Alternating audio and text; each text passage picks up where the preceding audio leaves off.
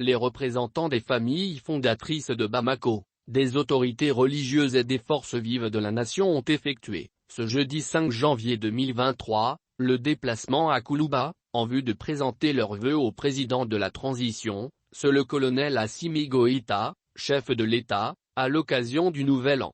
Ce fut le lieu de faire le bilan de l'année écoulée et d'exprimer des vœux pour la nouvelle année qui commence.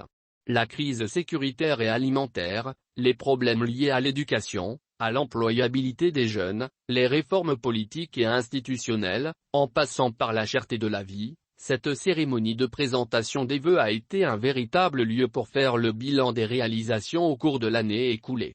Face à la crise économique, due au contexte international, les autorités maliennes ont pris beaucoup d'initiatives pour le bien-être des Maliens, mais les attentes sont encore nombreuses, a indiqué le représentant du président du Haut Conseil islamique, qui constate une nette amélioration de la situation sécuritaire et alimentaire dans le pays.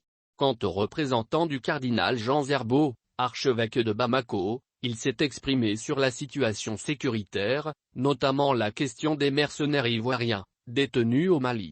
Il a profité de l'occasion pour prier à la libération de tous les otages détenus au Mali.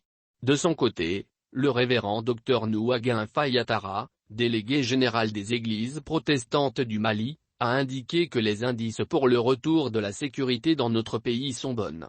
Beaucoup de Maliens ont retrouvé le sourire. Il les a invités à la cohésion, à la retenue, au pardon, à plus de solidarité pour le salut du pays.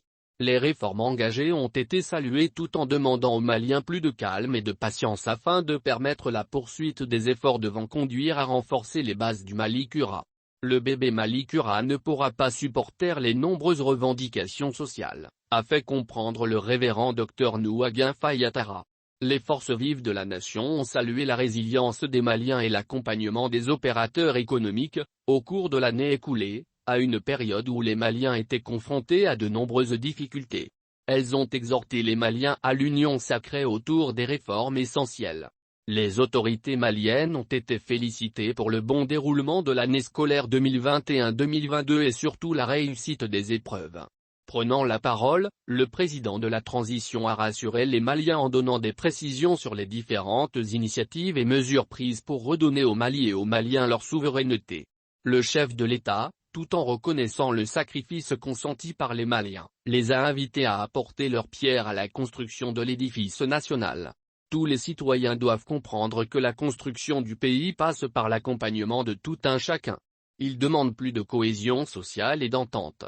Pour l'achèvement du processus de la régionalisation, le président Goïta a demandé aux familles fondatrices, aux autorités coutumières, religieuses et aux forces vives de la nation de sensibiliser les populations afin de permettre le déploiement rapide de l'autorité indépendante de gestion des élections, (EG), dans toutes les régions.